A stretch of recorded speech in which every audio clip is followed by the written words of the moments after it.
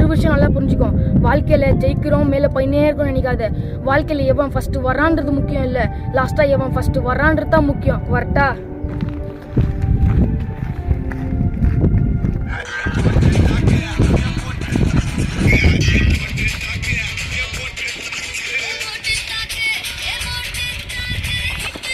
எல்லாருக்கும் வணக்கம்.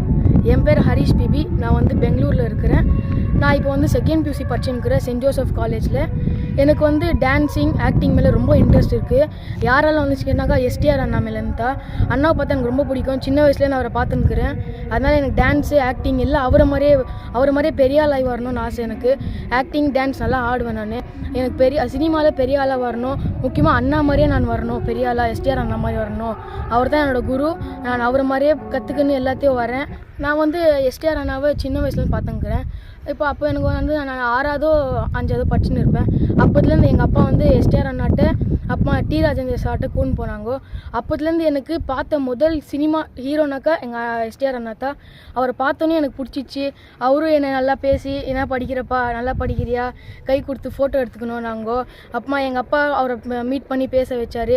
அப்போதுலேருந்து எனக்கு அண்ணா மாதிரி ஆகணும், எஸ்டிஆர் அண்ணா மாதிரி நானும் சினிமாவில் நல்லா பெரிய ஆளில் வரணும் அப்படின்னு அப்போ எனக்கு ஆசை வந்துச்சு. அப்போதுலேருந்து இப்போ இருக்கும் எல்லா வருஷமும் அண்ணனோட பிறந்தநாள் இருக்கட்டும், இல்லை டி ராஜா சாரோட பிறந்தநாள் இருக்கட்டும், எல்லாரோட பிறந்தநாளுக்கும் நான் வருஷம் போயின்னு இருப்பேன். இந்த வருஷமும் அக்டோபர் 3ஆம் டி ராஜேந்தர் சாரோட பிறந்தநாள் வருது. நான் அவரோட பிறந்தநாளுக்கும் போயிட்டு அவர் விஷ் பண்ணி அவர்கிட்ட ஆசீர்வாதம் வாங்குவேன். எல்லா வாட்டியும் அவருக்காக வேண்டிப்பேன். கோயிலாக போய் எல்லா வருஷமும் வேண்டிக்கின்னு அவருக்கு அந்த கோயிலோட விபூதி குங்குமம் எல்லா இடத்துலையும் போய் கொடுப்பேன். அந்த கோயிலில் என்ன கொடுப்பாங்களோ அவருக்காக வேண்டிக்கின்னு எல்லா வருஷமும் போய் அவருக்காக வேண்டிக்கின்னு தான் எல்லாம் பண்ணுறேன். நான் எஸ்டிஆர் அந்த மாதிரி நான் வரணும், அதில் தான் ஆசை. ரசிகர் பெருமளுக்கு வணக்கம். என்னுடைய குருநாதருக்கு நான் அன்பான வணக்கத்தை நன்றியை தெரிவிச்சுக்கிறேன். என்னுடைய குருநாதர் பேர் வந்து டி ராஜேந்திர சார். நான் அவர் பேரை வந்து நான் எங்கேயுமே இது பண்ண மாட்டேன், பயன்படுத்த மாட்டேன். நான் குரு தான் சொல்லுவேன். நான் அப்படியே ஏன்னா எஸ்டிஆர் சாருடைய பாதை தான் சொல்லுவேன் நான். இது என்னுடைய சன்னு ஹரிஷ் பிபி. இவர் பெங்களூரில் இருக்கார். இவருக்கு நிறைய திறமைகள் வந்து கடவுள் கொடுத்துக்கிறாரு. அது அவர் வளர்த்துக்கினார். சிம்பு சாரை பார்த்ததுலேருந்து சின்ன வயசு நான் கூப்பிட்டு போய் காட்டினேன் அவருடைய வீட்டுக்கு.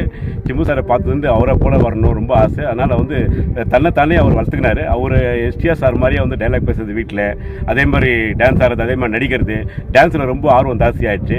அதனால் கண்டிப்பாக வந்து எஸ்டிஆர் சாருடைய எனக்கு எப்படி என்னுடைய குரு டி ராஜா சாரோ அதே போல் எஸ்டிஆர் சார் வந்து இவருக்கு குரு என்னுடைய மகனுக்கு அப்படியே. அதனால் வந்து அவர் பேரை இவரும் கண்டிப்பாக காப்பாற்று, குரு பேரை வந்து என்னுடைய மகன் கண்டிப்பாக காப்பாற்றுவாப்பில். எல்லா ரசிகருங்க வந்து அவர் நல்லா இருக்கணும். என்னுடைய சன்னு வந்து அதுக்காக வந்து பாடுபடுத்துக்கிறாப்புல. அதனால் நீங்கள் வந்து எஸ்டிஆர் சாரை போல் இவர் ஓரளவுக்கு வரணும்னு ஆசைப்படுற திரையுலகத்தில் அப்படியே அவரால் வல்ல முன்னாலும் அவருடைய ஆசீர்வாதம் என்றைக்கு என்னுடைய மகனுக்கு தேவை. ஹரிஷ் பிபிக்கு என்னுடைய குருநாதருக்கு நான் ரொம்ப நன்றி கடமை கட்டு நிற்கிறேன். நான் வந்து சினிமா உலகத்தில் அசிஸ்டன்ட் டைரக்டராக பணி புரிஞ்சிருக்கேன். நான் 85லேருந்து நான் பல வருஷமான சினிமாவில் இருக்கேன். நான் நான்சி சீரியல்லேருந்து ஃபஸ்ட்டு என்னுடைய சீரியல் நான்சி வந்து என்னுடைய சினிமா உலகத்தில் வந்து கொண்டு வந்து கிளாப் போர்டு கொடுத்தது வந்து என்னுடைய நண்பர் பி மோகன்ராஜ். அவர் பத்திரிகை ஆசிரியர். அவர் நான்சி சீரியல் சன் டிவியில் 14 வாரம் பண்ணது அப்படியே.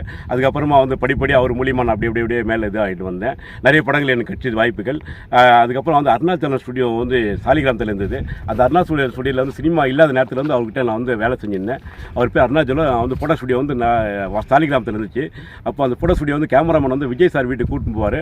அப்படியே அந்த லைட் பிடிக்கிறது எல்லாமே விஜய் சார் நான் அப்பயே நான் பார்த்துருக்கேன். அவரை நான் சார் நிறைய வாட்டி நான் பார்த்துருக்கேன். ரசிகருக்காக வந்து ஃபோட்டோகிராஃபர் நாங்கள் தான் போய் எடுத்துன்னு போவோம், ஃபோட்டோ பிடிப்போம். அதனால் நிறைய பேசுவார் எங்கிட்ட விஜய் சார்.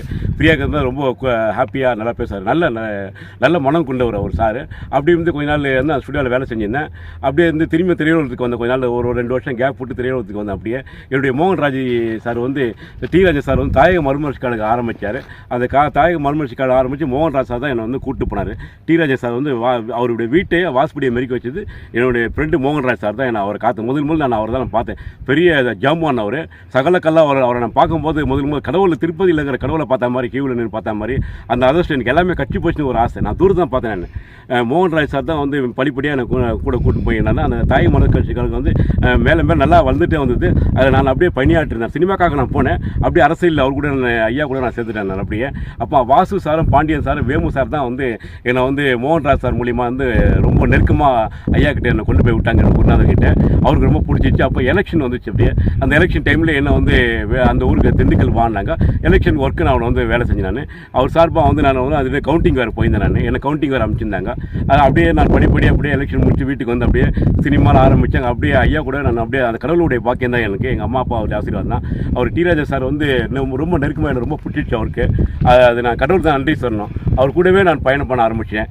எங்கே போனாலும் வந்து ஐயா என்னை கூப்பிட்டு கண்டிப்பாக இங்கே வா அங்கே வான்னு கூப்பிட்டாரு. ஏன்னா அவ்வளோ பேர் இருக்காங்க அவருக்கு. நான் ஒரு கறிவேப்பிலை மாதிரி என்னை ஏன் கூப்பிடணும் எனக்கே தெரியும். நான் இப்போ யோசிக்கிறேன். நான் இப்போ விட்டுட்டு வந்த பிறகு அவருடைய சந்தோஷம் அருமை நான் அந்த பெங்களூர் ரொம்ப நான் டெய்லி நான் ஃபீல் பண்ணுறேன். நான் விட்டுட்டு வந்துட்டோம் அப்படின்னு சொல்லிட்டு. அதனால் வந்து ஐயா ரொம்ப நல்லா இருக்கணும். இப்போ அக்டோபர் 3ஆம் தேதி வந்து பிறந்தநாள் வருது. அவர் மேலே ஆசீர்வாதம் நல்லா இருக்கணும். கடவுள் நல்லா ஆசீர்வாதம் அவர் கொடுக்கணும். ஆயுள் ரொம்ப கொடுக்கணும். அப்படியே அவர் மேலே திரும்பி ரீஎன்ட்ரி படம் போடணும். ரசிகர் ரொம்ப எதிர்பார்த்துக்கிறாங்க ஒரு படத்தை. கண்டிப்பாக வந்து படம் கொடுப்பார், நல்ல படம் கொடுப்பாரு. ஆனால் நான் பெங்களூரில் ரொம்ப ரசிகர் வந்து டி ராஜா சார் நல்ல படம் கொடுப்பார். திரும்பி ரீஎன்ட்ரி பண்ணணும். நான் கடவுள் வேண்டிக்கிறேன். இப்போ நான் கோட்டி லிங்கஸ்க்கு நானும் என்னுடைய மகன் வந்திருக்கேன் இங்கே கேஜிஎஃப்ல கோட்டி லிங்கத்துக்கு. அந்த லிங்கத்தை கோட்டி லிங்கத்துக்கு அவருக்கு வந்து இப்போ அபிஷேகம்லாம் பண்ணிவிட்டு இப்போ இன்னும் கொஞ்சம் பெங்களூரில் மேற்கொண்டு கோயிலெலாம் இருக்குது. அந்த கோயிலில் அந்த ஹோமத்துக்கெல்லாம் நான் வந்து அரேஞ்ச் பண்ணியிருக்கேன். டி ராஜா சார் வருகிற பிறந்தநாளுக்குள்ளே எல்லாம் பண்ணிடணும். அந்த பிரசாதம் அத்துமே நானும் என் மகன் கையினால் நான் அவர் கொடுக்கணும். அவர் நல்லா ஆயுஸ் போட்டு நல்லா இருக்கணும். நம்ம சிம்பு சார் வந்து கூடிய சீக்கிரத்தில் கல்யாணம் ஆகணும்னு என்னுடைய மகன் வேண்டாத கோயில் இல்லை. அவருக்கு தடங்கள்லாம் உடைச்சி எரிஞ்சு கூடிய சீக்கிரத்தில் வந்து அவருக்கு ஒரு நல்ல மனைவி கழிச்சு அவர் குடும்ப வாழ்க்கையில் இருக்கணும். அவர் படம் நல்லா ஓடணும்னு சொல்லிட்டு நானும் வேண்டிக்கிறேன் கடவுள் தவிர வேறு எங்களுக்கு எதுவும் தெரியாது. எங்களுக்கு கடவுள் தான் இப்போ எல்லாமே. என்னுடைய மகனை வந்து சிம்பு சார் மேலே ரொம்ப அவ்வளோ ஆசை, அவ்வளோ வெறி அவருக்கு. எப்போ பார்த்தாலும் அதான் பேசுவாப்பில்ல அவன் ஃப்ரெண்ட்ஸுங்கிட்ட என்கிட்ட எல்லாமே. அவரை பார்த்ததுலேருந்து அவனுக்கு அப்படி தான். சின்ன வயசில் அவர் எப்படி பார்த்தாலும் சிம்பு சாரை அதே மாதிரி இன்னும் இப்போ கடவுள் பிடித்து திரும்பி மேலே நாங்கள் போய் பார்க்குறோம். அவருடைய பிறந்தநாளைக்கு நான் கூப்பிட்டு போகிறேன். சிம்பு சார் பிறந்தநாளைக்கும் என்னுடைய குருநாதர் டி ராஜா சார் பிறந்தநாளைக்கு நான் கூப்பிட்டு போகிறேன். இப்போ திரும்பி நாங்கள் போயிட்டுருக்கோம். இது கடவுளுடைய அனுகிரகங்க தான் எனக்கும் அவருக்கும் ஒரு இது கொடுத்துருக்காரு. அப்படி இன்னமும் நாங்கள் போயிட்டு வந்திருக்கோம். அந்த பயணம் மேலே தொடரணும். கடவுளுடைய ஆசீர்வாதம் நான் வேண்ட கடவுள் எல்லாரும் நல்லா வச்சிருக்கணும். என்னுடைய குருநாதர் நல்லா இருக்கணும். அவர் சீக்கிரம் படம் பண்ணணும். எல்லா ரசிகர்களுக்கும் ஒரு நல்ல திறமையான ஒரு படத்தை பழைய மாதிரி அவர் மீண்டும் வந்து ஒரு நல்ல படத்தை கொடுத்து வெற்றி படமாக கொடுக்கணும்னு ஆசைப்பட்றேன். பேன் இண்டியா மூவி கொடுக்கணும். எல்லாருக்கும் வேலை வேறு கொடுக்கணும். சினிமா உலகத்தில் வந்து டி ராஜா சார் வந்து பல வருஷம் ஆச்சு அவர் படம் எடுத்து. திரும்பி ஒரு நல்ல படம் எடுக்கணும். நான் கடவுளை நான் டெய்லி வேண்டிங்கிறேன். நல்ல படம் பழைய மாதிரி வந்து டி ராஜா சார் மீண்டும் வரணும். ஏஞ்சி வருவார் அவர்.